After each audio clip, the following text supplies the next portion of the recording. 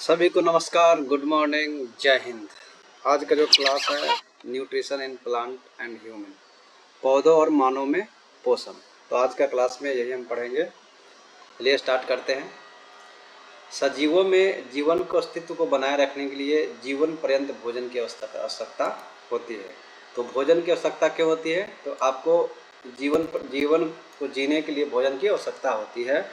और भोजन जो है शरीर में क्या करता है? ऊर्जा की आपूर्ति करता है। भोजन जो है शरीर में ऊर्जा की आपूर्ति करता है, जिससे जीवन के सभी जितने भी मेटाबॉलिक क्रियाएं संचालित होती है, वो जो क्या है, भोजन के द्वारा ही संचालित होती है।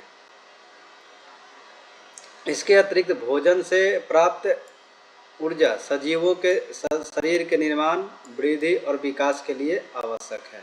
तो भोजन क्यों आवश्यक है? आपके शरीर में ऊर्जा प्राप्त करने के लिए, आपके शरीर में होने वाली रासायनिक अभिक्रियाओं को संचालित करने के लिए, सजीवों में शरीर के निर्माण के लिए, वृद्धि के लिए और विकास के लिए क्या है? भोजन की आवश्यकता होती है।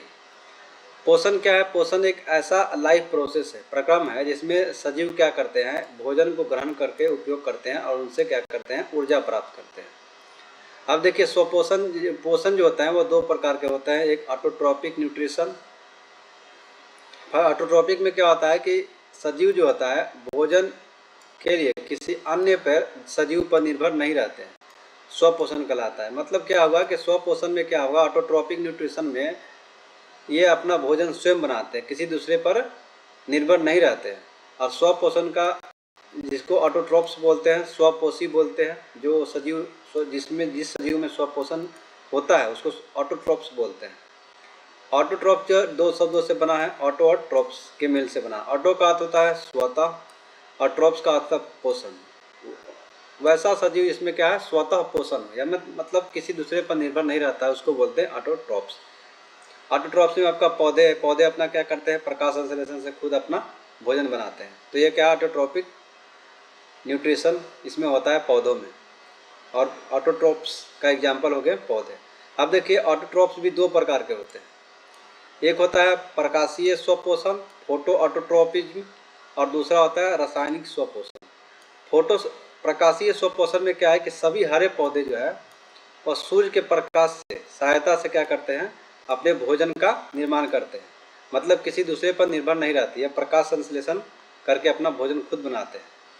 और रासायनिक स्वपोषण में क्या है कि आपके कुछ जो जीवाणु जो है, जैसे आपका फेरोमोनास, सल्फोमोनास, बिगियाटोआ, ये जो है लौह यौगिकों या हाइड्रोजन सल्फाइड का ऑक्सीकरण करके ऊर्जा प्राप्त करते हैं। ये जो आपके जीवाणु हैं, फेरोमोनास, सल्फोमोनास और बिगियाटोआ, ये क्या करते हैं कि जीवाणु लौह यौगिक जितने भी हैं और हाइड्रोजन सल्फाइड के ऑक्सीकरण करके ये ऊर्जा प्राप्त करते हैं। तो ये भी क्या है? स्वपोषी के उदाहरण है, फेरोमोनास, सल्फोमोनास और बिगियाटोआ। अब आते हैं, दूसरा है परपोषण। परपोषण या इसको बोलते हैं विषम पोषण, या इंग्लिश में इसको बोलते हैं हेटरोट्रॉपिक न्यूट्रिशन। हेटरोट्रॉपिक न्यूट्रिशन क्या है? यह भोजन अपना स्वयं नहीं बनाते हैं। क्या करते हैं? स्वयं नहीं बनाते हैं। यह प्रत्यक्ष रूप या परोक्ष रूप से ये क्या करते हैं? पौधों पर निर्भर रहते हैं या दूसरे चीज़ पर निर्भर रहते हैं, उसको बोलते हैं परपोषी। और जो जीव होते हैं दूसरे पर निर्भर, उसको बोलते हैं परपोषी, हेटरोट्रॉप्स बोलते हैं। हेटरोट्रॉप्स भी दो शब्दों के मिल के बना है, हेट्रो और ट्रॉप। हेट्रो का मतलब होता है विषम या भिन्न, और ट्रॉप का अर्थ होता है पोषण। यानी क्या है कि आपके अपने पोषण के लिए दूसरों पर निर्भर रहते हैं, उसको बोलते हैं परपोषण या विषम पोषण। और परपोषण की बात किया जाए तो ये भी तीन प्रकार के होते हैं। पहले है मृतजीवी, सेप्रोफाइटिक न्यूट्रिशन। मृतजीवी पोषण में जीव अपना भोजन मृत जंतु और पौधों के शरीर से प्राप्त करते हैं। जो मृतजीवी पोषण जो है, ये जीव जो अपना भोजन जो होता है, मृत जंतु हैं, जो मरे हुए जंतु हैं, और पौधों के शरीर से क्या करते हैं? भोजन प्राप्त करते हैं।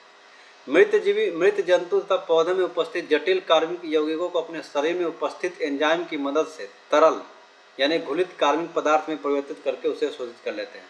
ये क्या करते हैं? जो मृतपोषी जीव जो होते हैं, ये इसमें एंजाइम पाया जाता है, और एंजाइम की मदद से क्या करते हैं? ये पौधे और मृत जंतु जो है, उसमें जो कार्बनिक यौगिक होते हैं, उसमें क्या करते हैं? उसको तरल, और उसमें आपका कार्बनिक पदार्थ में परिवर्तित करके उसमें उसको अवशोषित कर लेते हैं, और ये जो भोजन होता है वह तरल के रूप में अवशोषित करते हैं। और इस मृतजीवी पोषण को अवशोषक पोषण भी कहते हैं, ऑब्जर्वेटिक न्यूट्रिशन, क्योंकि ये तरल रूप में क्या करते हैं, उसे ऑब्जर्व करते हैं। तो मृतजीवी पोषण वैसे जीव होते हैं जो मृत जंतु या पौधे पर क्या कहते हैं निर्भर रहते हैं, उसको बोलते हैं मृतजीवी पोषण। जैसे एग्जाम्पल है कवक, जीवाणु, कुछ प्रोटोजोआ। ये क्या है, आपको क्या किसका है, ये मृतजीवी का एग्जाम्पल है। इसको अपघटक भी बोलते हैं, क्योंकि क्या करते हैं, जितने मृत जंतु होते हैं उसको अपघटित करते हैं, और अपघटित करने के बाद भी अपना क्या करते हैं, भोजन को प्राप्त करते हैं। तो मृतजीवी का मतलब मृत जंतु या पौधों पर निर्भर रहना, और ये अपना भोजन जो है तरल के रूप में अवशोषित करते हैं, और इसीलिए इनको बोला जाता है ऑब्जर्वेटिक न्यूट्रिशन, मतलब अवशोषक पोषण बोलते हैं इसको। दूसरा है परजीवी पैरासाइटिक न्यूट्रिशन। परजीवी क्या है, परजीवी पोषण वह पोषण होता है जिनमें एक जीव अपना भोजन दूसरे जीवित जीव के शरीर से बिना उसे मारे प्राप्त करता है। मतलब क्या है, दूसरे जीव पे बिना उसको मारे प्राप्त कर लेता है उसका भोजन, उसको बोलते हैं परजीवी। जीव जो भोजन प्राप्त करता है उसको बोलते हैं परजीवी, और जीवधारी जिसके शरीर पर भोजन प्राप्त किया जाता है उसको बोलते हैं होस्ट। जैसे क्या है कि दो जंतु हैं और दोनों क्या है एक दूसरे के साथ रहते हैं, लेकिन दूसरे पर कोई क्या है, आपको उसको मारता नहीं है, कुछ उसको हानि नहीं करता है, और भोजन को प्राप्त करते हैं। तो उस जीव को बोलते हैं पैरासाइटिक जीव, और जिस जीव पे वो रहते हैं उसको बोलते हैं होस्ट। परजीवी परपोषी से भोजन प्राप्त करता है। जो परजीवी पैरासाइटिक जीव होते हैं वह होस्ट से क्या करते हैं, भोजन प्राप्त करते हैं, परंतु परपोषी का कोई लाभ नहीं होता है। परपोषी का कोई लाभ नहीं होता है, बल्कि परपोषी को प्रायः हानि ही पहुंचाते हैं। और परपोषी पौधा और जंतु हो सकता है, यानी पौधे भी हो सकते हैं और जंतु भी हो सकते हैं। परजीवी का भोजन भी प्रायः तरल होता है, इसका भी भोजन क्या है, तरल होता है। रोग फैलाने के लिए सभी सूक्ष्मजीव, कवक और कुछ अमरबेल में परजीवी पोषण होता है। परजीवी पोषण में क्या है, फिर से एक बार देखते हैं। परजीवी पोषण वह पोषण है जिसमें एक जीव जो है वह दूसरे जीव पर के शरीर पर स्थित रहता है, और वह उससे क्या करता है, भोजन को प्राप्त करता है। इसमें क्या आता है, परपोषी, जो आपका परपोषी जीव है, ये परपोषी होस्ट जिसके शरीर पर रहेगा उसको बोलते हैं परपोषी। वो क्या करता है, उसको कोई लाभ नहीं होता है, बल्कि उसको क्या है, हानि होता है। और ये परजीवी क्या करते हैं, उस परपोषी से ही अपना भोजन को प्राप्त करते हैं। जैसे कुछ पौधे जो अमरबेल क्या है, पौधे में लिपटे हुए होते हैं, और उससे क्या करते हैं, अपना भोजन को प्राप्त करते हैं। ये हो गया आपका परपोषी। प्राणी समपोषण, प्राणी होलोजोइक न्यूट्रिशन। होलोजोइक न्यूट्रिशन कैसे कहते हैं, इस प्रकार के पोषण में जीव जो है ठोस या तरल के रूप में भोजन का अंतर्ग्रहण करते हैं, और फिर भोजन को पचाता है। उसके बाद क्या करता है, पचित भोजन जो है जीव के कोशिकाओं द्वारा अवशोषित किया जाता है। जैसे इसमें परपोषी में होलोजोइक न्यूट्रिशन में मनुष्य, बिल्ली, कुत्ता, मेढक, मछली, अमीबा, इसमें क्या आता है, इसी प्रकार का पोषण होता है। तो आप समझ में आपको आ गया होगा। मृतजीवी मतलब मरे हुए और पौधों से क्या करते हैं, अपना भोजन को प्राप्त करते हैं, इसको अपघटक भी बोलते हैं। ये जो भोजन है वह तरल के रूप में प्राप्त करते हैं, और अपने एंजाइम की मदद से ही क्या करते हैं, उसको अपघटित करते हैं। और आपका परजीवी परपोषण में क्या होता है कि आपके एक जीव जो है दूसरे जीव पर के शरीर पर आते हैं, और उससे क्या करते हैं, अपना भोजन को प्राप्त करते हैं। परपोषी जो है भोजन प्राप्त करता है, लेकिन परपोषी को क्या है, आपको कोई लाभ नहीं होता है। परपोषी को प्रायः क्या होता है, हानि होती है। जिस पे रहते हैं उसको प्रायः हानि पहुंचाते हैं परजीवी। और परजीवी का भोजन भी क्या है, प्रायः तरल होता है। इसका एग्जाम्पल सूक्ष्मजीव, कवक और अमरबेल। आप प्राणी सब में क्या करते हैं कि इसमें जो भोजन होता है वह ठोस या तरल के रूप में होता है, और भोजन का अंतर्ग्रहण करके फिर भोजन को पचाते हैं, और उससे क्या करते हैं, ऊर्जा को प्राप्त करते हैं। अब यहाँ देखते हैं कि पौधों में पोषण किस प्रकार से होता है, पौधे पोषण कैसे करते हैं अपना। पौधे क्या होता है, स्वपोषी है, क्योंकि अपना भोजन स्वयं बनाते हैं। ये प्रकाश की उपस्थिति में पौधे क्या करते हैं, पौधे में प्रकाश की उपस्थिति में जिसमें क्लोरोफिल पाया जाता है, पौधे में क्या पाया जाता है, क्लोरोफिल। ये मृदा से क्या प्राप्त करते हैं, जल, वायुमंडल की कार्बन डाइऑक्साइड लेकर, यह क्या करते हैं, वायुमंडल से कार्बन डाइऑक्साइड लेकर कार्बोहाइड्रेट का संश्लेषण करते हैं, एवं ऑक्सीजन को वायुमंडल में बाई प्रोडक्ट के रूप में निकालते हैं। और पौधों में स्वपोषण की यह प्रक्रिया प्रकाश संश्लेषण का आता है। प्रकाश संश्लेषण क्या है, या प्रकाश की उपस्थिति में पौधों में क्या पाया जाता है, क्लोरोफिल पाया जाता है। और ये जो होता है पौधे जो है मृदा से जल लेते हैं, वायुमंडल से कार्बन डाइऑक्साइड लेते हैं, लेकर क्या करते हैं, कार्बोहाइड्रेट का संश्लेषण करते हैं, और ये आपका बाई प्रोडक्ट के रूप में वायुमंडल में क्या करते हैं, ऑक्सीजन को उत्पाद के रूप में ऑक्सीजन को छोड़ते हैं। प्रकाश संश्लेषण के द्वारा पौधे में भोजन तैयार किया जाता है। प्रकाश संश्लेषण के द्वारा ही आपके पौधे में क्या होता है, भोजन तैयार किया जाता है। इसी प्रक्रिया के द्वारा प्राणी जगत एनिमल किंगडम को भी भोजन की प्राप्ति होती है। इसी प्रक्रिया के द्वारा क्या होता है, एनिमल किंगडम को भोजन की प्राप्ति होती है। अब फोटोसिंथेसिस क्या आता है, कैसे भोजन प्राप्त होता है पौधों को, यह क्या एक प्रकार का जटिल रासायनिक अभिक्रिया का श्रृंखला होता है जो हरे पौधे को कोशिका के अंदर समापन होता है। ये जो है हरे पौधे के कोशिका के अंदर जो है ये प्रोसेस जो होता है पादप कोशिका के हरित लवक में स्थित क्लोरोफिल जो होता है वह सूर्य के विकिरण ऊर्जा को अवशोषित कर लेता है। पादप में क्या होता है, कोशिका में होता है हरित लवक, और हरित लवक में इसी तरह क्लोरोफिल क्या करता है, सूर्य के जो विकिरण ऊर्जा होता है, जो सूर्य से ऊर्जा आती है उसको अवशोषित कर लेता है, और इस ऊर्जा द्वारा पत्तियों में स्थित जल दो भाग में टूटता है, कौन, ऑक्सीजन और हाइड्रोजन में विभक्त हो जाता है। ये क्या होता है कि जो जल प्राप्त होता है आपका मिट्टी से, जो जल दो भाग में क्या होता है, टूट जाता है, ऑक्सीजन और हाइड्रोजन। ऑक्सीजन जो होता है वह पत्तियों के रंध्र द्वारा, किसके द्वारा, रंध्र के द्वारा क्या होता है, वायुमंडल में आ जाते हैं, वायुमंडल में मुक्त हो जाता है। और हाइड्रोजन जो है कार्बन डाइऑक्साइड से मिलकर क्या बनाता है, ग्लूकोज बना लेता है। हाइड्रोजन जो है कार्बन डाइऑक्साइड से ग्लूकोज मिलकर बना लेता है। प्रकाश संश्लेषण वह प्रक्रिया जिसमें क्या है, हरे पौधे क्लोरोफिल की उपस्थिति में, इसमें क्लोरोफिल की उपस्थिति में सूर्य के प्रकाश का प्रयोग करके क्या करते हैं, और कार्बन डाइऑक्साइड और जल के रूप में अपना क्या करते हैं, जल से अपना भोजन ग्लूकोज को बनाते हैं। तो प्रकाश संश्लेषण समझ में आ गया होगा। एक बार फिर से इसको देख लेते हैं। देखिए प्रकाश संश्लेषण क्या है, एक जटिल रासायनिक प्रक्रियाओं का श्रृंखला है। यह पौधे के कोशिका के अंदर समापन होता है।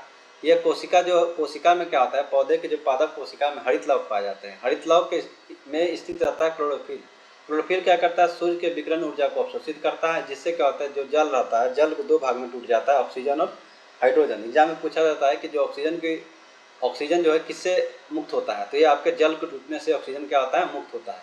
और ये ऑक्सीजन जो रंध्र पत्तियों में एक छोटे छोटे छिद्र पाए जाते हैं, उसके द्वारा वायुमंडल में क्या होता है, ऑक्सीजन बाहर निकल जाते हैं, और जो हाइड्रोजन बचा है वो कार्बन डाइऑक्साइड से मिलकर क्या करता है, ग्लूकोज बनाता है, जिससे क्या आता है, इसको आपको ऊर्जा मिलता है।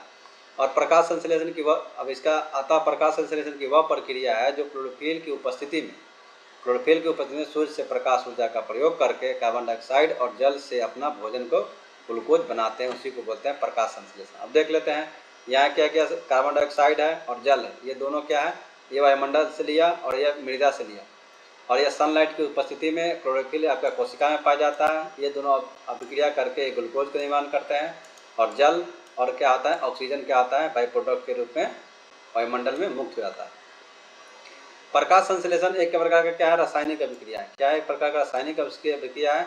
सूर्य प्रकाश के विकिरण ऊर्जा रासायनिक ऊर्जा में रूपांतरित होते हैं, और यह रासायनिक ऊर्जा ग्लूकोज के अणुओं के सूर्य से जो ऊर्जा है, यह क्या एक प्रकार का प्रकाश संश्लेषण क्या है, कैसे रासायनिक अभिक्रिया है।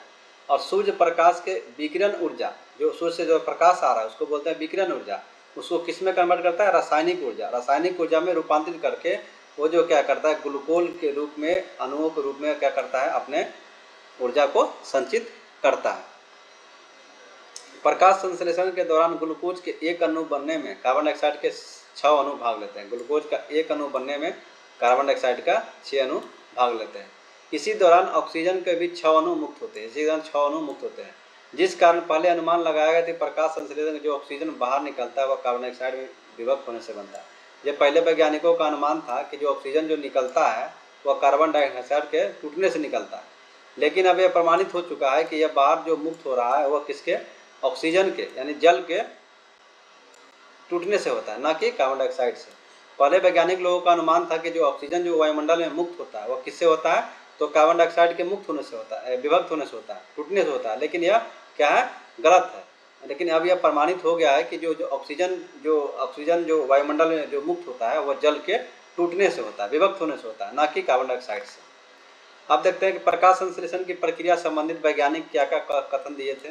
देखिए जोसेफ प्रिस्टले ने सिद्ध किया था कि पौधे जो है कार्बन डाइऑक्साइड को ऑक्सीजन में बनाने में सक्षम है। देखिए पौधे क्या है, कार्बन डाइऑक्साइड को ऑक्सीजन बनाने में सक्षम है। किसने बोला था? जेसप प्रिस्टले ने बोला कि जो पौधे हैं वो कार्बन डाइऑक्साइड को ऑक्सीजन बना सकते हैं।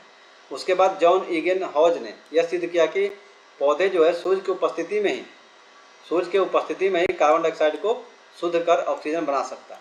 ठीक है, ये क्या किया? जॉन ईगन हॉज ने बताया कि जो पौधे होते हैं वो सूर्य की उपस्थिति में ही कार्बन डाइऑक्साइड को शुद्ध करके ऑक्सीजन बना सकते हैं। जॉन ईगन हॉज के प्रयोग से पता चला कि प्रकाश संश्लेषण के लिए क्लोरोफिल और सूर्य का प्रकाश दोनों जरूरी है। और इन्हीं के प्रयोग से पता चला कि जो प्रकाश संश्लेषण के लिए क्लोरोफिल और क्या है, सूर्य का प्रकाश जरूरी है। एंटनी लेवेजियर ने साबित किया कि पौधे जो है प्रकाश संश्लेषण के दौरान कार्बन डाइऑक्साइड ग्रहण करके ऑक्सीजन का त्याग करते हैं।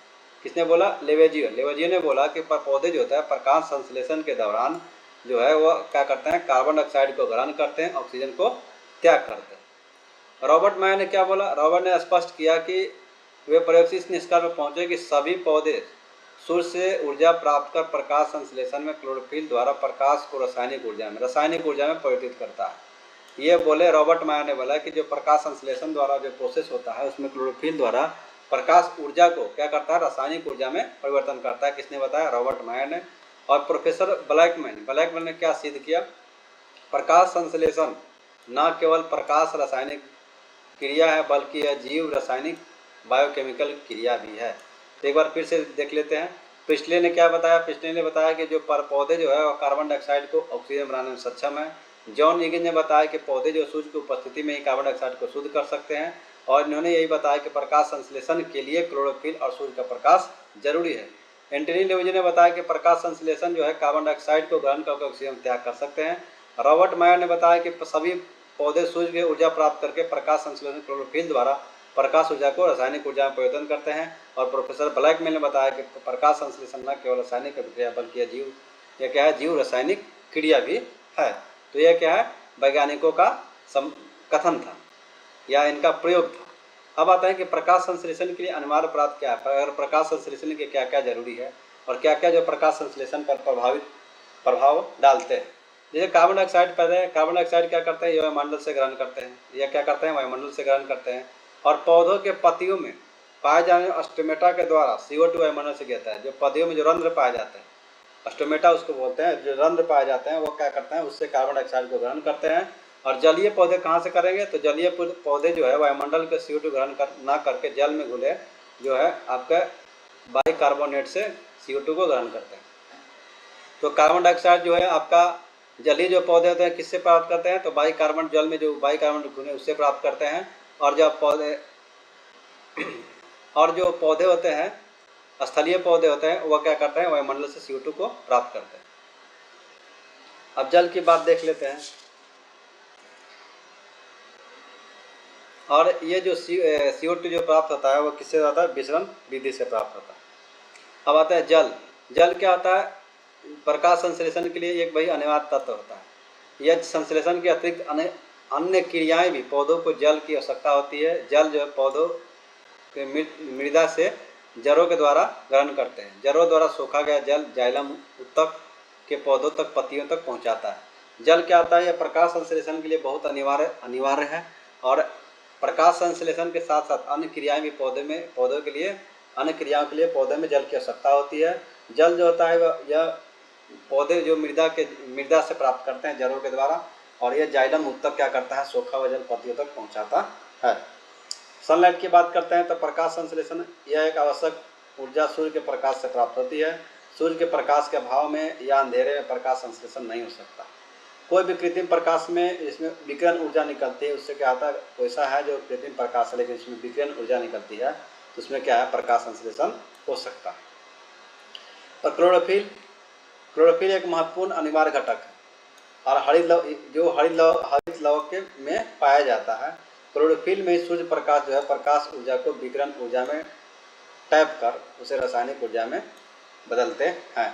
तो आपको प्रकाश संश्लेषण की अनिवार्य पदार्थ क्या है, आपको कार्बन डाइऑक्साइड होना चाहिए, जल होना चाहिए, सूर्य का प्रकाश होना चाहिए और आपका क्लोरोफिल। ये चार क्या है, आवश्यक घटक है। अब आता है कि प्रकाश संश्लेषण की अवस्थाएं, मतलब फेज ऑफ फोटोसिंथेसिस। प्रकाश संश्लेषण की जटिल क्रिया जो है 2 चरणों में संपन्न होती है।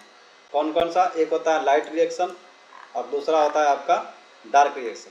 लाइट रिएक्शन जो होता है आपका हरित लवक के ग्राना वाला भाग में होता है। हरित लवक का ग्राना, यह जो अभिक्रिया होता है यह प्रकाश की उपस्थिति में है। देखिए जो प्रकाश संश्लेषण की जो अभिक्रिया जो होती है दो चरणों में होती है। पहला होता है प्रकाश की उपस्थिति में और दूसरा होता है प्रकाश की अनुपस्थिति में। तो प्रकाश की जो उपस्थिति में होता है हरित लवक के, ये हरित लवक के ग्राना वाला भाग में होता है। और इस अभिक्रिया की खोज जो है हिल नामक वैज्ञानिक ने किए थे। किसने? हिल वैज्ञानिक ने, इसलिए इसको हिल अभिक्रिया बोलते हैं। क्या बोलते हैं इसको? हिल अभिक्रिया। पर लाइट रिएक्शन को या प्रकाश अभिक्रिया को हिल अभिक्रिया बोलते हैं। प्रकाश अभिक्रिया जो है क्रमिक रूप से होती है। जैसे क्या है, सर्वप्रथम क्लोरोफिल जो है सूर्य के प्रकाश से ऊर्जा ग्रहण करते हैं। क्लोरोफिल का एक अणु जो परमाणु से बनाता है, सूर्य के फोटोन द्वारा क्लोरोफिल परमाणु के इलेक्ट्रॉन को उत्तेजित करता है। क्या है कि सर्वप्रथम जो क्लोरोफिल है वह सूर्य के प्रकाश से ऊर्जा को ग्रहण करेगा और क्लोरोफिल का जो एक अणु जो है परमाणु से बना है वह सूर्य के फोटोन द्वारा, सूर्य प्रकाश के जो फोटोन द्वारा जो है क्लोरोफिल के परमाणु में के इलेक्ट्रॉन को क्या करते हैं? उत्सर्जित करते हैं, उत्तेजित करते हैं। क्या करते हैं? जो क्लोरोफिल के परमाणु है उसको क्या करते हैं? उसके इलेक्ट्रॉन को उत्तेजित करते हैं। कौन? सूर्य प्रकाश के फोटोन। इसके द्वारा जल का क्या होता है? प्रकाशीय अपघटन हो जाता है। इसके द्वारा जैसे ही इलेक्ट्रॉन उत्तेजित होता है उसके बाद जल का क्या होता है? प्रकाशीय अपघटक हो जाता है। और जल का प्रकाशीय अपघटन से आपको हाइड्रोजन और क्या होता है? OH में टूट जाता है।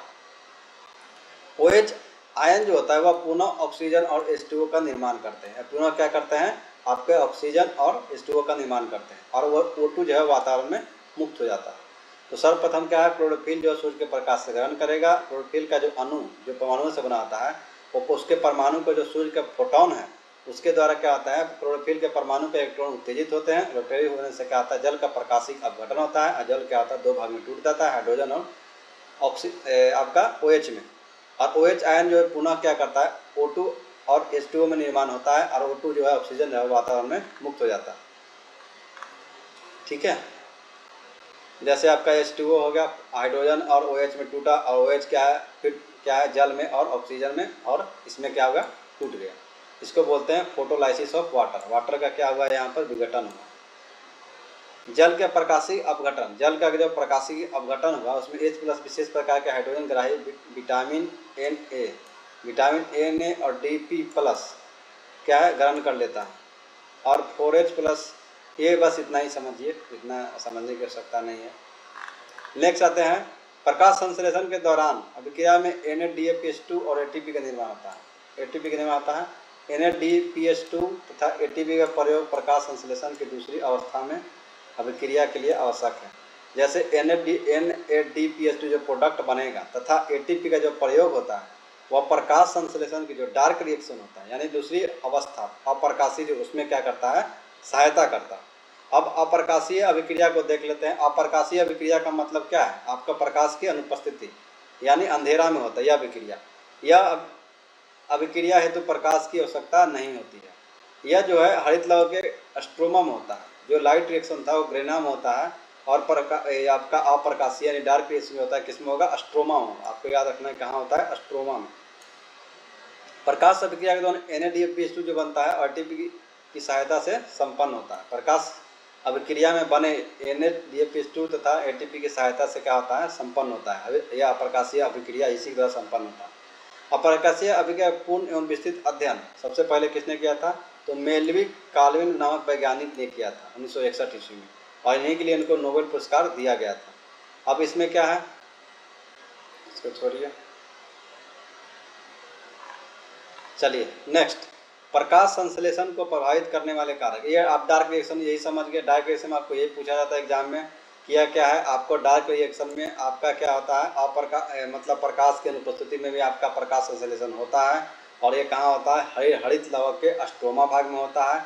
और जो NADPH2 और ATP जो प्रोडक्ट बनता है जो अप्रकाशीय अभिक्रिया में सहायता करता है।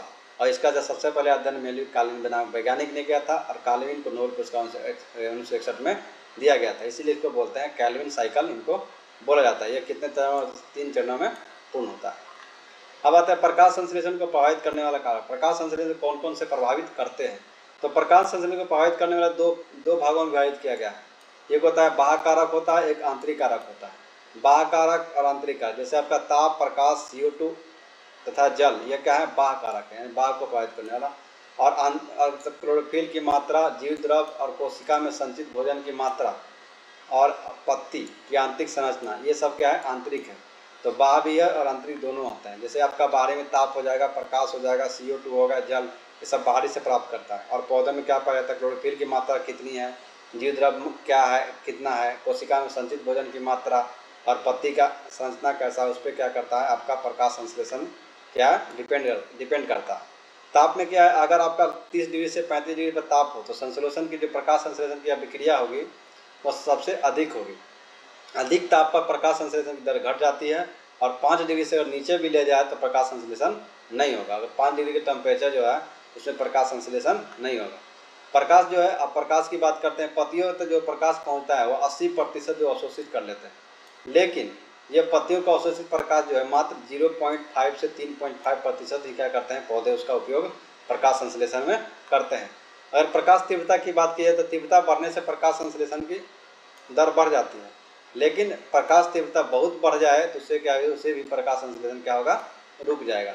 प्रकाश के गुण की देखा जाए तो प्रकाश संश्लेषण क्या है, एक दिश स्पेक्ट्रम के तरंग के रूप में होता है, जिसमें लाल तरंग में सबसे अधिक प्रकाश संश्लेषण होता है। एग्जाम में पूछा जाता है कि सबसे अधिक जो प्रकाश संश्लेषण होगा वह किस में होगा, लाल रंग के कलर में आपका क्या होता है, प्रकाश संश्लेषण सबसे अधिक होता है। और दूसरे में जब बात किया जाए तो नीला और पीला और हरी में क्या आता है, सबसे कम होता है। सबसे आपको एग्जाम में ही पूछा जाएगा कि प्रकाश संश्लेषण की दर जो होती है सबसे अधिक किस में होती है, तो लाल में, सबसे सेकंड में क्या नीला होगा, सबसे कम किस में होता है, पीला और हरा में।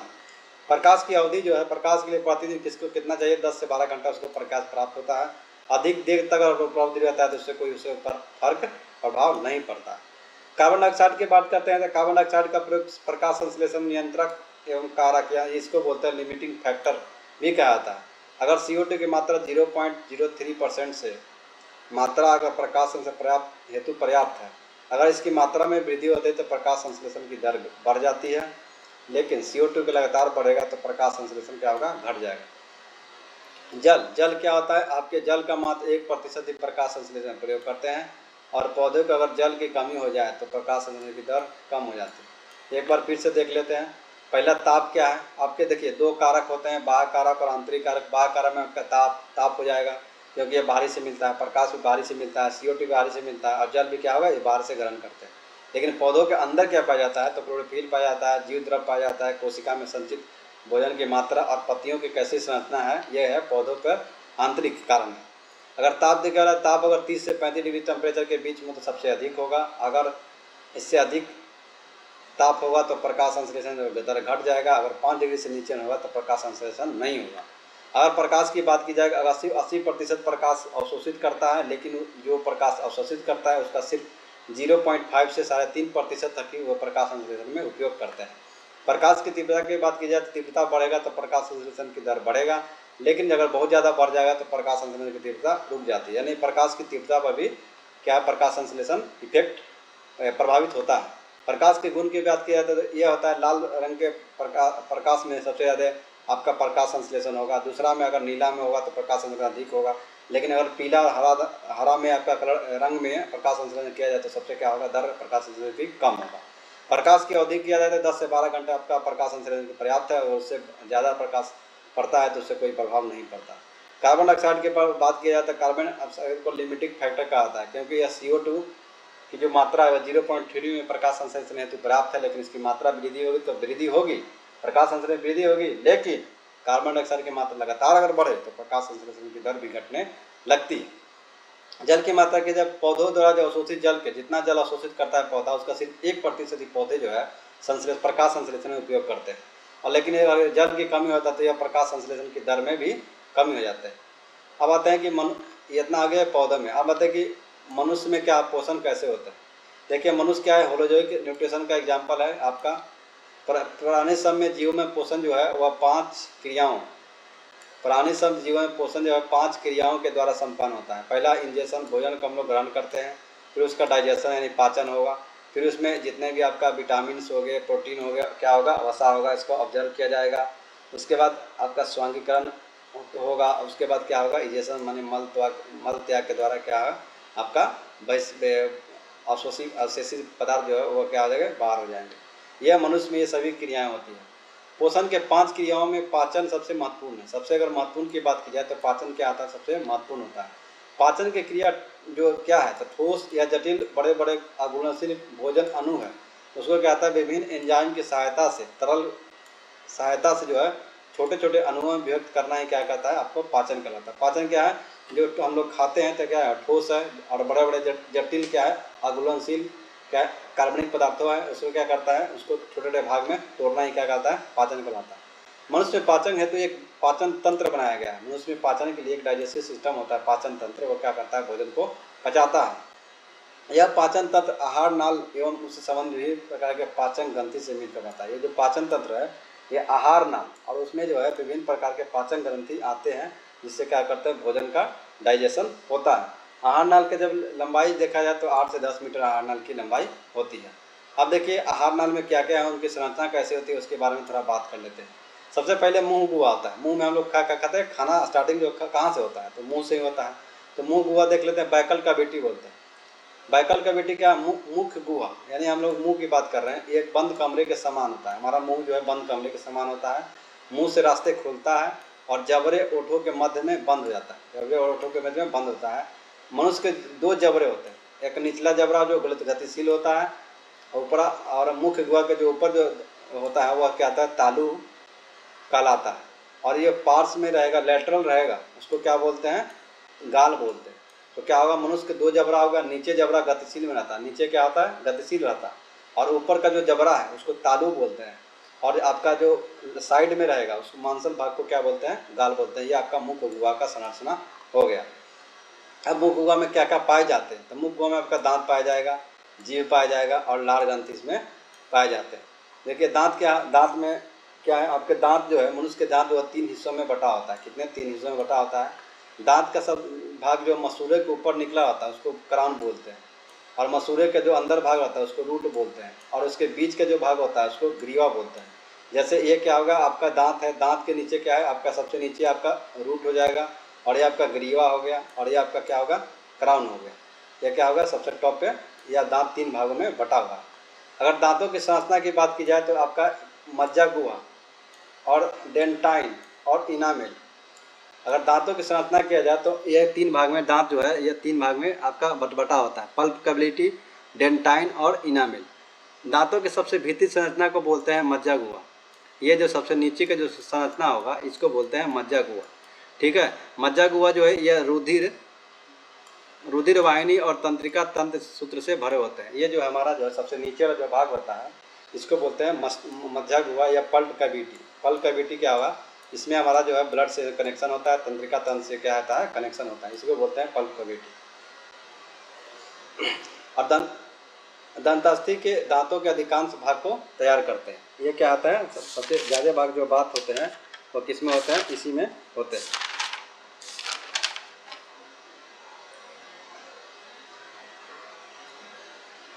देखिए मज्जा गुहा के ऊपर दंतास्थि आते हैं, दंतास्थि यानी डेंटाइन आते हैं। मज्जा गुहा के जस्ट ऊपर जो होता है डेंटाइन आते हैं, और डेंटाइन जो होता है अधिकांश भाग इसी डेंटाइन से 80% का आता है। डेंटाइन जो होता है 80%, मतलब दांत का जो 80% होता है डेंटाइन होता है, सबसे ज़्यादा मात्रा में डेंटाइन होता है, जो हड्डी से भी ज़्यादा कड़ा और हल्के पीले रंग का होता है। ये जो डेंटाइन होता है हड्डी से भी ज़रा हार्ड होता है और पीले रंग का होता है। और यह क्या है, दंतास्थि एक उत्तक है जो हड्डी से भी क्या होता है, ज़्यादा कड़ा और हल्के पीले रंग का होता है। दांत की जब सिर यानी क्राउन सबसे टॉप पे जब बात कर रहे हैं तो उसके ऊपर वाला भाग को, जो क्राउन के सबसे ऊपर वाला भाग, उसको इनामेल का परत चढ़ाता है। क्या होता है, दांत के जो सिर पे जो क्राउन होगा, ये क्राउन पर क्या होगा, सबसे टॉप पे एक इनामेल का परत चढ़ाता है, जिसके कारण क्या होता है, दांत श्वेत प्रतीत होते हैं। देखने में क्या कैसा लगेंगे, श्वेत प्रतीत होते हैं। दांतों का इनामेल जो होता है, इनामेल कैल्शियम फॉस्फेट का बना होता है। किसका, कैल्शियम फॉस्फेट के। ये जल में क्या होते हैं, आबिले होते हैं। लेकिन अगर मुंह का पीएच मान 5.5 से कम हो जाए तो इनामेल का क्षय हो जाता है। और दांतों का इनामेल मानव का शरीर का सबसे भाग क्या है, सबसे कड़ा भाग है, सबसे हार्ड भाग जो है वो इनामेल होता है दांत का। जो सबसे ये क्या आता है कि आपके क्राउन के ऊपर इनामेल का एक परत चढ़ा रहता है, वो क्या होता है कि जल में अम्लीय होता है। लेकिन जैसे ही आपका मुंह का जो पीएच मान अम्लीय होगा, यानी 5.5 से ज़्यादा अम्लीय हो जाएगा, तो क्या हो जाएगा, आपके दांत का क्षय होना, यानी इनामेल का क्षय होना स्टार्ट हो जाएगा, और दांत क्या होंगे, आपके खराब होने लगेंगे। और दांतों का जो इनामेल जो होता है वो मानव शरीर का सबसे कड़ा भाग है, सबसे हार्ड भाग जो होता है वो क्या होता है, इनामेल होता है। फिर एक बार देख लेते हैं दांत का 3 हिस्सा में बटा हुआ है। पहला आपका सबसे टॉप पे क्राउन है, उसके बाद आपका ग्रीवा नेक है, और नीचे क्या है, रूट्स है। अब ये दांतों की संरचना भी 3 प्रकार में बटे होते हैं। सबसे जो नीचे होता है उसको पल्प कैविटी मज्जा गुहा बोलते हैं, और बीच को डेंटाइन बोलते हैं, और ऊपर में जो रहता है उसको बोलते हैं इनामेल। ठीक है। और यह जो आपका रूट्स आपका पल्प कैविटी होता है, ये अपने रुधिर वाहिनी से जुड़े होते हैं, तंत्रिका तंत्र से जुड़े होते हैं, और इसके जो उपस्थित रहेंगे ऊपर रहेंगे इसको बोलते हैं डेंटाइन। 80% जो दांत का होता है वह डेंटाइन का बना होता है। यह किसके बना होता है, ये आपका डेंटाइन, ये हल्का डेंटाइन जो होता है हल्का पीले रंग का होता है, और ये सबसे मजबूत उत्तक की जब बात की जाए तो ये डेंटाइन ही होता है। अब इनामेल की बात की जाए तो दांत में केवल क्राउन के हिस्से पर यानी ऊपरी हिस्से से ये जुड़ा होता है, कैल्शियम फॉस्फेट का बना होता है, श्वेत होता है, और दांतों का सुरक्षा कवच यह क्या होता है, इनामेल होता है। लेकिन जैसे ही आपका मुंह का पीएच मान 5.5 से कम होगा तो क्या होगा, आपका इनामेल का क्षय होना शुरू हो जाएगा, क्योंकि ये जल में अविलय होता है। समझ में आ गया। अब देखते हैं कि मनुष्य के पूरे जीवन काल में जो दांत है वो 2 बार निकलते हैं। एक जन्म के समय निकलते हैं जिसको मिल्क टीथ बोलते हैं, जिसकी संख्या 20 होती है, 10 ऊपर में रहेगा, 10 नीचे में रहेगा। लेकिन 6 से 7 वर्ष के बाद आपके दूध के दांत क्या करते हैं, एक एक करके टूटने लगते हैं, और आप इसके स्थान पर नए दांत आते हैं। और नए दांत जब इसको बोलते हैं अस्थाई दांत यानी परमानेंट टीथ। अस्थाई दांत कितने, तो टोटल 32 होते हैं। 16 ऊपर जबड़े में होते हैं, 16 नीचे जबड़े में होते हैं। अगर इसकी संरचना की बात की जाए कि अस्थाई दांत कितने कितने प्रकार के होते हैं, तो अस्थाई दांत 4 प्रकार के होते हैं। इंसीजर, आपका यहाँ इंसीजर होगा, जैसे ये दांत को क्या किया, 2 भाग में बांट दिए। आपका इधर आधा इधर और आधा इधर, ये आपका नीचे का हो गया। फिर ऐसे इधर ऊपर का भी हो जाएगा। तो इंसीजर क्या होते हैं, दांत पकड़ने और काटने, यानी दांत को पकड़ने, यानी कोई वस्तु को हम पकड़ने और काटने का जो उपयोग करते हैं वो इंसीजर के काम करते हैं। इसकी संख्या जो होती है वह 4 मतलब 4 इधर होगा और 4 ऊपर होगा, 4 नीचे होगा। ठीक है। तो यानी यहाँ पे इंसीजर कितना हो जाएगा, इंसीजर आपका 2 हो गया यहाँ, और 2 हो जाएगा इंसीजर यहाँ। उसके बाद आपका कैनाइन का काम होता है, फाड़ने का काम होता है। ये 2 होता है, यानी 2 ऊपर हो जाएगा कैनाइन के जो होते हैं वो क्या होता है, फाड़ने के ऊपरी तथा निचले जबड़े में इनकी संख्या 2 होती है। मतलब एक इधर कैनाइन हो जाएगा, एक कैनाइन इधर हो गया, और एक कैनाइन क्या होगा, इधर हो गया। 2 हो गया नीचे और 2 हो जाएगा ऊपर।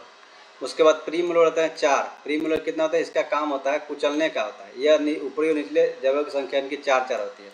मतलब क्या है, ये आपका प्रीमोलर कितने हो जाएंगे, 1 2 इधर हो जाएंगे प्रीमोलर, और 2 प्रीमोलर क्या होंगे, इधर हो जाएंगे, यानी 4 होंगे नीचे। उसके बाद मोलर जो होता है ये चबाने का काम करता है, इनकी संख्या 6 है। मतलब क्या है कि प्रीमोलर इसे 1 2 और 3 इधर हो जाएंगे, और प्रीमोलर इधर 3 हो जाएंगे, 1 2 3, ये हो गए 6 हो गए नीचे, और 6 हो जाएंगे ऊपर। ये इनकी संख्या कितना हो गया, 12। 6 ऊपर 6 नीचे, और इनकी संख्या कितना हो गया, 4। ठीक, 4 ऊपर 4 नीचे, यानी इनकी संख्या हो गया 8। और इनकी संख्या 2 ऊपर 2 नीचे और 2 ऊपर 4, और इनकी संख्या कितना होगा, 2 4 नीचे और 4 ऊपर, यानी 8। और इसको जोड़ लेते हैं, 8 4 12 8 20 और 12 32, टोटल कितने दांत हो गए, 32। तो आपको एग्जाम में यही पूछा जाता है कि इंसीजर का क्या काम होता है। तो इंसीजर का एग्जाम फाड़ने और चीरने में किसका काम होता है, इंसीजर का। कैनाइन जो होता है चीरने नहीं, काटने और पकड़ने में इंसीजर का होता है। कैनाइन मतलब चीरने और फाड़ने। देखिए सी से अब याद रखिएगा, चीरना और फाड़ना एक साथ आता है, इसलिए बोलते हैं चीरना और फाड़ना कैनाइन से होता है। प्री मोलर क्या है, कुचलने वाला दांत है। प्री मोलर क्या है, कुचलने वाला दांत है। और मोलर जो है चबाने का दांत काम करता है। जो सबसे लास्ट में होता है वो चबाने का काम होता है। देखिए बच्चों में दूध के जो दांत में तो प्री मोलर नहीं पाए जाते हैं। जो प्री मोलर दांत होता है और अंतिम मोलर दांत ये जो है बच्चों में नहीं पाया जाता। एग्जाम में पूछा जाए कि बच्चों में कौन सा दांत नहीं पाए जाते हैं, तो प्री मोलर नहीं पाए जाते हैं, लेकिन और मोलर पाए जाते हैं। मोलर क्या होता है, पाए जाते हैं, लेकिन अंतिम जो मोलर है वो नहीं पाए जाते हैं। ठीक है। मनुष्य के पूरे जीवन काल में कुल कितने दांत होते हैं, 32 और 20। 20 बचपन में और 32 सबका स्थायी परमानेंट दांत हो जाए। जो 2 बार दांत निकलते हैं उसको डिओफाइडेंट बोलते हैं, और जो 4 बार निकलते हैं हेट्रोडंट बोलते हैं, यानी उसको प्राणी ऐसे दांत वाला प्राणी हेट्रोडोंट कहलाता है, और जिसके 2 बार निकलते हैं डिओप्टेरोडोंट बोलते हैं। अब देखिए इसका अगर दंत सूत्र की अगर फार्मूला की बात किया जाए तो ये आपका हो जाएगा इंसीजर, उसके बाद क्या था, उसके बाद आपका केनाइन था, उसके बाद आपका प्री मोलर था, उसके बाद मोलर था। अब देखिए आपका ये दांत जो है ना, इसका जो संरचना है, ये फार्मूला ऐसे बनाया गया, इसका सिर्फ एक पार्ट लिया गया है। तो आपका इंसीजर कितने था टोटल, नीचे 4 थे तो 2 हो गया। आपका केनाइन कितने थे टोटल, नीचे 2 रहेंगे तो 1 हो जाएगा, आधा ले लेंगे। प्री मोलर कितने हैं, 4 हैं तो उसका आधा ले लिए, और 6 आपका मोलर 6 होते हैं तो 3 ले लिए। और यही आपका ये है आपका फार्मूला किसका, वयस्कों में। बच्चों में देखिए तो आपको मैं बताया था कि ये प्री मोलर जो होते हैं बच्चों में नहीं पाए जाते हैं। क्या नहीं पाए जाते हैं, बच्चों में नहीं पाए जाते हैं।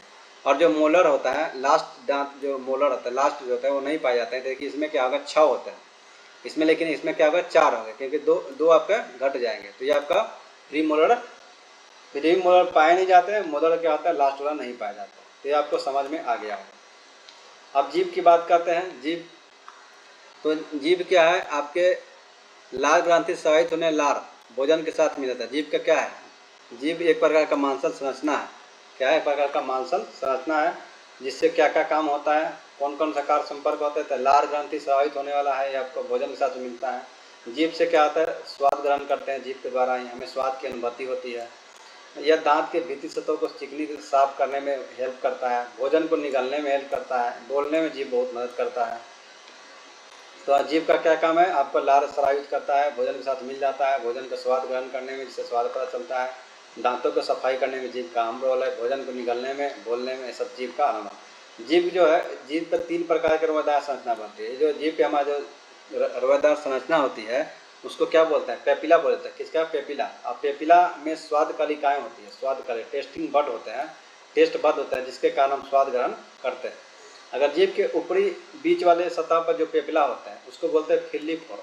ये जो बीच वाला है, ये बीच वाला जो भाग है यह है फिल्लीफॉर्म। फिल्लीफॉर्म का मतलब इसमें फिल्ली है, मतलब कोई स्वाद नहीं है, इसमें कोई स्वाद कलिका नहीं होता, तो बोलते हैं ना फिल्ली है। तो ये क्या है, आपका कोई स्वाद कलिका नहीं है। अगर आपका दाएं बाएं किनारे देखा जाए तो इसमें बोलते हैं कि इसमें जो पेपिला होता है इसको फंगीफॉर्म पेपिला बोलते हैं। ये जो दाएं बाएं होता है आपका, ये दाएं बाएं जो है आपका क्या है, ये इसको बोलते हैं फंगीफॉर्म। ये क्या करेंगे, आपको नमकीन और खट्टा का अनुभूति कराएंगे। और एक लास्ट में होता है जीभ के जो पिछले सतह पर सर्कमवायलेट पेपिला होता है। जो सबसे लास्ट में जो है, ये जो है आपका सर्कमवायलेट पेपिला है, जो इसमें क्या होता है, तीखा स्वाद ग्रहण, मतलब तीखा स्वाद का अनुभव होता है। तो ये आपके 3 टेस्टिंग बड हो। आपका टेस्टिंग बड जो होते हैं, आपका फिल्लीफॉर्म बीच वाला, इसमें कोई स्वाद का अनुभव नहीं होगा। फंगीफॉर्म जो है राइट साइड में, आपका नमकीन और मीठा का आगाज होगा। सबसे जो सर्कमवायलेट जो होता है, सर्कमवायलेट पेपिला होता है, इससे क्या होता है, हमको तीखा का अनुभव होता है। एग्जाम में आपको ये पूछा जाता है कि अगर दाएं बाएं किनारे हैं तो किसका अनुभव होगा, तो मीठा का अनुभव होगा। अगर आपका बीच में क्या होते हैं तो कोई स्वाद का अनुभव नहीं होता है। अगर आपका पेपिला जो है सबसे पीछे रहेंगे तो उससे किस प्रकार का अनुभव होता है, तो पेपिला जो सबसे पीछे रहते हैं उसको टेस्ट बड जो पीछे रहते हैं, इससे हमको तीखा का स्वाद पता चलता है। समझ में आ गया होगा जीभ का। अब देखिए सिलेवरी ग्लैंड्स की बात करते हैं। सिलेवरी ग्लैंड्स, मनुष्य के मुख गुहा में कुल 3 जोड़ी सिलेवरी ग्लैंड पाए जाते हैं। मुंह की ही बात करते हैं, मुंह में क्या क्या पाए जाते थे, हम अभी बात कर लिए थे। मुंह में आपका एक बार फिर से देख लेते हैं, मुंह में क्या क्या पाया जाता है। देखिए आपका मुंह गुहा में 3 संरचना पढ़े थे। आपका दांत हो गया, जीभ पढ़ लिए, और अब क्या पढ़ रहे हैं, सिलेवरी ग्लैंड पढ़ रहे थे। 2 पढ़ लिए हैं, दांत के बारे में पढ़ लिए, जीभ के संरचना के बारे में पढ़ लिए। अब पढ़ रहे हैं लार ग्रंथि। लार ग्रंथि क्या करता है हमारे शरीर में, उसके बारे में पढ़ते हैं। देखिए लार ग्रंथि क्या होता है, मनुष्य के मुख में 3 जोड़ी लार ग्रंथि पाई जाती है। कितनी, 3 जोड़ी। और इस ग्रंथि में नली डक्ट पाई जाती है, इसलिए इसको बोलते हैं, यह क्या है, नली। इस ग्रंथि में नली पाई जाती है, इसलिए यह बाह्यस्रावी ग्रंथि है। क्या है, बाह्यस्रावी ग्रंथि है।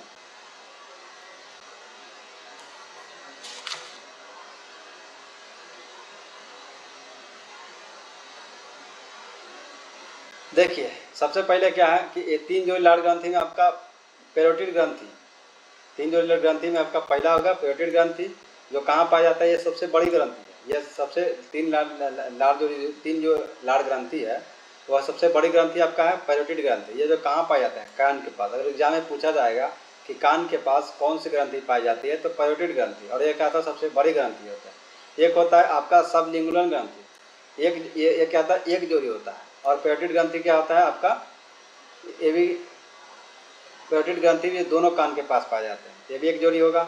और एक जोड़ी जो ये कहाँ पाए जाते हैं, तो आपको जीभ के पास, सब लिंगुलर ग्रंथि जो है जीभ के पास पाए जाते हैं, और एक जो है सब मैंडिबुलर ग्रंथि जो होता है वह जबड़े के नीचे पाए जाते हैं। तो ये 3 ग्रंथि आपके हो गए जो कहाँ कहाँ पाए जाते हैं। पैरोटिड ग्रंथि आपका कान के पास पाया जाता है, सब लिंगुलर ग्रंथि आपको जीभ के पास पाया जाता है, और एक जोड़ी सब मैंडुलम ग्रंथि जो है वह आपके जबड़े के पास पाया जाता है।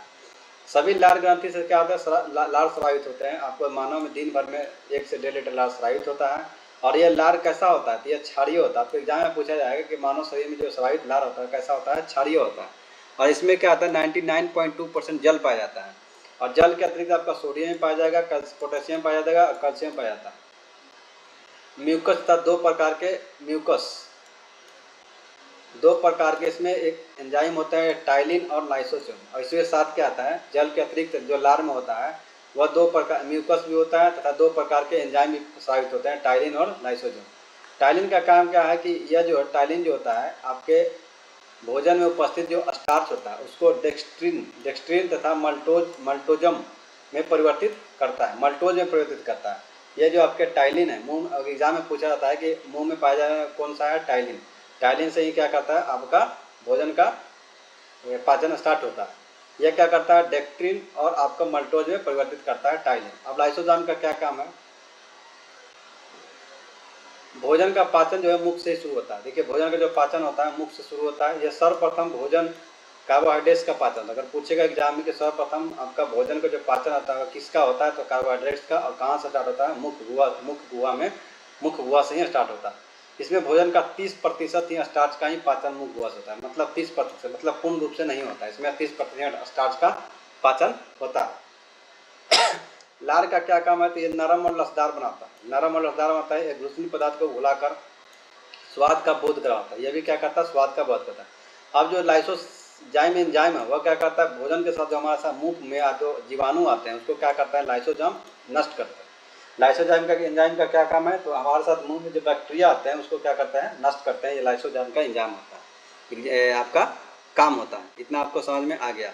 देखिए अब क्या है, भोजन जो होता है मुंह के बाद ग्रसनी में जाता है।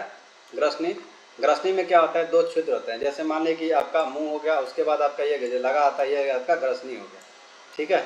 ग्रसनी में 2 छिद्र होते हैं, कितने, 2 छिद्र होते हैं। इसको गुलेट बोलते हैं, ग्लोटिस होता है, ग्लोट और ग्लोटिस, ठीक है। आहार नाल में, एक आहार नाल में खुलता है, एक आपका आहार नाल के अगले भाग जो है ग्रास नली में खुलता है। जैसे आहार नाल का जब मुख से तो उसके ग्रास नली में खुलेगा।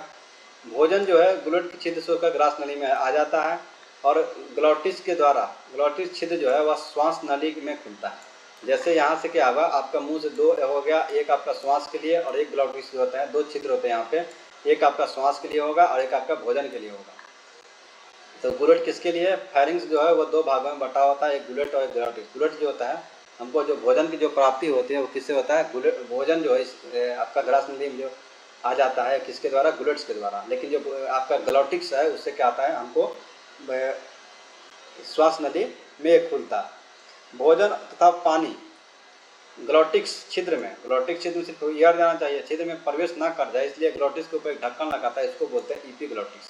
अगर इपीग्लोटिस क्या है, तो आपके ग्लोटिस के ऊपर एक ढक्कन लगाता है, किस लिए कि आपका जब भोजन कर रहे हैं तो भोजन कभी ना आपको ग्लोटिस में चला जाए, इसके लिए आपको ढक्कन लगता है, उसको बोलते हैं इपीग्लोटिस। रसने में जब भोजन तथा पानी आते हैं तो इपीग्लोटिस ग्लोटिस को बंद कर देता है। इपीग्लोटिस जो होता है वो ढक्कन जो होता है ग्लोटिस के ढक्कन को बंद कर देता है और पुनः खोल देता है। इस तरह के ग्लोटिस से केवल हवा प्रवेश करता है। अगर यहाँ पर 2 जो छिद्र है, जैसे क्या है यहाँ पे जो दो छिद्र है, एक छिद्र आपका श्वास के लिए रहेगा। जैसे मान लेते हैं कि आपका ये मुंह हो गया, आपका ग्रसनी हो गया, तो ये ग्रसनी में आपका मान लें कि इधर एक छेद रहेगा और इधर छेद है, इससे क्या आपका भोजन जाएगा, इससे क्या आपका एयर जाएगा। तो इसमें इसके ऊपर एक ढक्कन आता है, उसको बोलते हैं इपीग्लोटिस। तो जैसे ही क्या करता है आपका ये भोजन चला जाएगा तो ये क्या खुल जाएगा, खुलने के बाद क्या करेगा, इसमें ऑक्सीजन जाएगा और इस तरह से इपीग्लोटिस वर्क करता है। अब आते हैं ओसियोफेगस। अब भोजन क्या है, ओसियोफेगस आहार नाल में आ गया है। आहार नाल में आने के बाद ओसियोफेगस ऑसियोफेगस में आहार नाल का भाग जो है, अगला भाग ग्रास नली होता है। आहार नाल का अगला भाग ग्रास नली। भोजन ग्रसनी से गुलट छिद्र के द्वारा ग्रास नली में आ जाता है और भोजन का ग्रसनी में ग्रास नली में आना निकलना कहलाता है। और भोजन जैसे ही ग्रास नली में पहुंचता है वैसे इसकी भित्ति एक गति उत्पन्न करती है और इस गति के क्रामानुकुंचन गति बोलते हैं। और इस गति के कारण भोजन जो ग्रास नली से आमाशय में आ जाता है। जैसे क्या हुआ, मान लें कि यहाँ से मुख से आपका भोजन आया, आपका इपीग्लोटिक्स और इपीग्लोटिक्स अवर करके आप ये आपका ग्रास नली हो गया। ये क्या हो गया, ग्रास नली हो गया। तो इसमें इपीग्लोटिक्स का काम क्या है, ढक्कन है इपीग्लोटिक्स। ये ग्लोटिक्स और आपका क्या था, गुलेट। ये आपका गुलेट से आपका भोजन आता है और ग्लोटिक्स से क्या आता है, एयर आता है और इपीग्लोटिक्स के ढक्कन होता है। जैसे क्या करता है, ये भोजन इसमें आता है, ये आपका ग्रास नली ओसियोफेगस में। तो इसमें क्या होता है, एक क्रमानुकुंचन गति होता है। क्रमानुकुंचन गति से क्या करता है, ये भोजन को धीरे धीरे कहाँ पहुँचाता है, तो ये आपको अमाशय में पहुँचा देता है। भोजन कहाँ जाएगा, अमाशय में आ जाएगा। अब अमाशय में देखेंगे कि क्या क्या प्रोसेस होता है।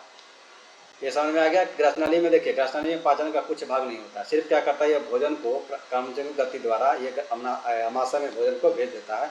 और ग्रास नली की जो लंबाई देखते हैं तो ये 10 से 12 इंच होता है। भोजन का कोई पाचन नहीं होता। अगर एग्जाम में पूछा जाए कि कौन सा अंग में आपका भोजन का पाचन नहीं होता है, तो ग्रास नली में कोई भोजन का पाचन नहीं होता। अब देखिए, अमाशय की जब संरचना की बात करते हैं तो अमाशय एक चौड़ी थैली के समान होती है जो उदर गुहा के बाएं भाग में होता है। उदर गुहा जो एब्डोमिनल कैविटी होता है उसके बाएं भाग में होता है। और मनुष्य का जो अमाशय वह 3 भागों में बटा होता है। 3 भाग में, पहले को बोलते हैं कार्डियक और दूसरा का भाग हो गया फंडिक और तीसरा हो गया आपका पाइलोरी। देखिए, अमाशय के अग्र भाग को कार्डियक बोलते हैं और पिछला भाग जो है सबसे नीचे भाग पाइलोलिक। आपको याद रखना है, सबसे पहले में कार्डियक हो जाएगा और सबसे लास्ट में पाइलोलिक हो जाएगा और बीच में रहेगा फंडिक। ठीक है, बीच में रहेगा फुंडिक। देखिए, अमाशय के भीतरी दीवार पर, अगर अमाशय की भीतरी दीवार पर क्या स्तंभाकार इपिथेलियम ऊतक पाए जाते हैं। ये जो है आपका जो ये है आपके अमाशय के जो भीतरी दीवार है, इस पर क्या पाए जाते हैं, इपिथेलियम ऊतक पाए जाते हैं। और इसी में क्या होता है, आपका जठर ग्रंथि यानी गैस्ट्रिक ग्लैंड पाया जाता है। गैस्ट्रिक ग्लैंड का निर्माण इसी में होता है। अब ये आपका जठर ग्रंथि जो है ये 3 प्रकार के होते हैं। अगर गैस्ट्रिक क्या है, आपके इपिथेलियम ऊतक में क्या होता है, आपका गैस्ट्रिक ग्लैंड का निर्माण होता है। इसमें ये जो है, इसमें 3 प्रकार की कोशिकाएं पाई जाती है। किसमें, जठर ग्रंथि में। ये समझ में आ गया कि ये आपका है, अमाशय को 3 भाग में बांट दिए। आपका हो गया कार्डियक और आपका हो जाएगा फुंडिक और ये आपका होगा पाइरोलिक। क्या होगा, पाइलोरिक हो गया। लेकिन अमाशय के जो भीतरी में एक परत होता है आपका, इस प्रकार का इपिथेलियम ऊतक होता है, स्तंभाकार इपिथेलियम ऊतक होता है। उसी में क्या होता है कि आपका जठर ग्रंथि का निर्माण होता है। और जठर ग्रंथि में जो है कितनी, यह 3 कोशिकाओं, प्रति प्रकार के कोशिकाओं से बनकर बना होता है। यह पहला आता है म्यूकस कोशिका, दूसरा होता है अम्लजन कोशिका और तीसरा आता है जाइमोजन कोशिका। ये 3 कोशिकाओं से मिलकर बना होता है। और कोशिकाओं में प्रतिदिन जो होता है ये तीनों कोशिकाओं से प्रतिदिन 3 लीटर जठर रस का निर्माण होता है। अब जठर रस में क्या पाया जाता है, जठर रस में आपका जल होगा 0.4% आपको अम्ल हो जाएगा और पेप्सिनोजन एंजाइम होता है और म्यूकस होता है। ये मौजूद रहते हैं किसमें, जठर रस में। जठर रस का हाइड्रोक्लोरिक अम्ल जो है वह टाइलिन एंजाइम की क्रिया को रोक देता है। जो टाइलिन आपका एंजाइम होता है, जो मुख से आपका टाइलिन एंजाइम होता है, उसकी क्रिया को रोक देता है। और ये भोजन, पहले टाइलिन से जो एंजाइम जब भोजन क्षारीय था, वह क्या करता है, इस भोजन को अम्लीय बनाता है और ये जीवाणु जो उसके साथ में कुछ जीवाणु बच के आएंगे उसको भी मार देता है।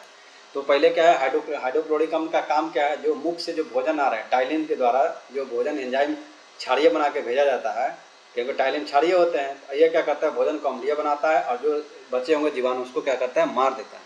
हाइड्रोक्लोरिक अम्ल के प्रभाव से जठर रस में मौजूद जो पेप्सिनोजेन एंजाइम जो आपका है, ये क्या है, पेप्सिनोजेन एंजाइम सक्रिय होकर पेप्सिन में बदलकर प्रोटीन का पाचन करना। मतलब क्या है, जैसे ये अम्लीय बनाता है, अम्लीय भोजन को अम्लीय बनाता है, उससे क्या होता है, आपका एक पेप्सिनोजेन एंजाइम सक्रिय रहता है।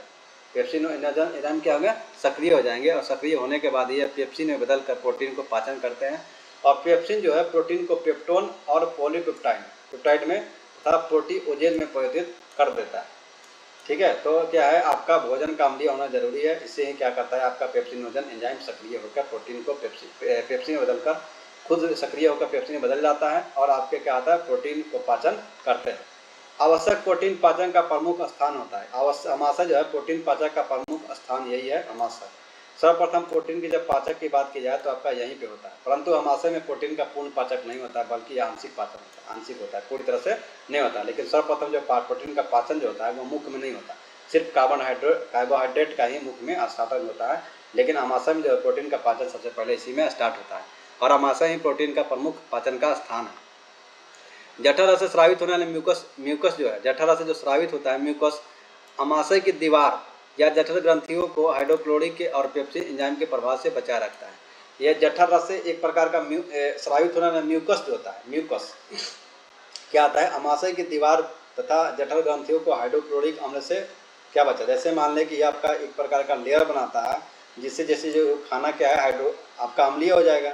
जब अम्लीय होता है तो आपके ये एपिथेलियम को आपको क्या प्रभावित ना करे, उससे के लिए क्या करता है, आपका एक म्यूकस निर्माण होता है। म्यूकस जो अम्लीय के प्रभाव को क्या करता है, रोक देता है। कभी कभी जठर ग्रंथि से हाइड्रोक्लोरिक अम्ल का स्राव अधिक हो जाता है, जिससे क्या होता है म्यूकस का स्राव घट जाता है, और हाइड्रोक्लोरिक अम्ल का स्राव से दीवार क्या होती है, क्षति हो जाती है और उसमें घाव हो जाता है। उसको बोलते हैं अल्सर। उस घाव को क्या बोलते हैं, अल्सर बोलते हैं। जैसे बोलते हैं कि पेट में क्या होता है, जैसे मान लें कि यहाँ हाइड्रोक्लोरिक अम्ल का जो है आपका भोजन ज़्यादा अम्लीय हो जाएगा। ज़्यादा अम्लीय होने से क्या होता है, आपका जो म्यूकस का जो स्राव होता है, एक जो लेयर बन रखा है आपको इसके ऊपर, ये जो लेयर बन रखा है ये क्या होता है, क्षति होने लगता है। क्षति होने से क्या होगा, आपके पेट में एक प्रकार का घाव उत्पन्न, जिसको अल्सर बोलते हैं, ज़्यादा अम्लीय स्राव से होता है। और ये जो पेप्टिक या अल्सर जो होता है वो जनरली क्या होता है, लंबे समय भूखे रहने से होता है। तो आमाशय के प्रोटीन के अतिरिक्त वसा का भी आंशिक रूप से पाचन शुरू होता है, और वसा का भी पाचन क्या आंशिक रूप से इसी में स्टार्ट होता है। वसा को पचाने हेतु आमाशय में गैस्ट्रिच लाइपेज एंजाइम स्रावित होता है। कौन सा, आमाशय को पचाने के लिए गैस्ट्रिच लाइपेज एंजाइम का स्रावित होता है। वसा अम्ल फैटी एसिड और ग्लिसरॉल में परिवर्तित करता है। और क्या वसा वही इसी में आमाशय में पचना स्टार्ट हो जाता है, जो आपका गैस्ट्रिक लाइपेज एंजाइम स्रावित होता है। उसके लिए वसा को पचाने के लिए कौन सा, गैस्ट्रिक लाइपेज। और यह क्या करता है, वसा फैटी एसिड तथा ग्लिसरॉल में परिवर्तित कर देता है। देखिए ये फैट्स है, और ये आपका गैस्ट्रिक लाइपेज है। क्या है, गैस्ट्रिक लाइपेज है आपका। ये एंजाइम जो होता है वो क्या करता है, फैटी एसिड को ग्लिसरॉल में परिवर्तन कर देता है। शिशु के आमाशय में जठर ग्रंथि में आपका एक प्रोपेरिन एंजाइम पाया जाता है। प्रोपेरिन एंजाइम जो होता है, प्रोपेरिन एंजाइम जो है, इसके लिए हाइड्रोक्लोरिक अम्ल के प्रभाव सक्रिय हो जाता है बच्चों में, और ये क्या करता है, रेनिन में बदल जाता है। जैसे क्या होता है, हाइड्रोक्लोरिक अम्ल इसको वातावरण मिलता है, तो ये प्रोपेरिन एंजाइम जो होता है वो रेनिन में बदल जाता है। और रेनिन क्या करता है, दूध में उपस्थित कैसिनोजन प्रोटीन को कैसिन में बदल देता है। ये बच्चों में सिर्फ पाया जाता है, ठीक है। और भोजन जो आमाशय 4 से 5 घंटे तक आमाशय में रहता है, इसमें पूरे गाढ़े लई के समान बन जाता है। और भोजन के इस स्वरूप को क्या बोलते हैं, काइम रहता है। इस जो ऐसा लई के रूप रहता है उसको बोलते हैं काइम। और काइम जो है आहार नाल के अगले बाद छोटी आंत में प्रवेश कर जाता है। काइम जिस रास्ते से भोजन ग्रास नली में आमाशय में प्रवेश करता है उसको कार्डियक ऑरिफिस बोलते हैं। क्योंकि कार्डियक क्या, पहला भाग आमाशय का क्या था, कार्डियक, इसलिए कार्डियक बोल देंगे। और नीचे क्या होगा, पाइलोरिक हो, इसलिए पाइलोरिक बोलते हैं। तो आपको समझ में आएगा, कार्डियक ओरिफिस बोलते हैं। और जो सबसे जो छोटी आंत में प्रवेश करता है, छोटी आंत में जाएगा तो क्या किससे जाएगा, लास्ट से जाएगा, उसको बोलते हैं पाइलोरिक ओरिफिस। तो आज का क्लास तक इतना ही है, नेक्स्ट क्लास में कंप्लीट करते हैं। जय हिंद, जय भारत।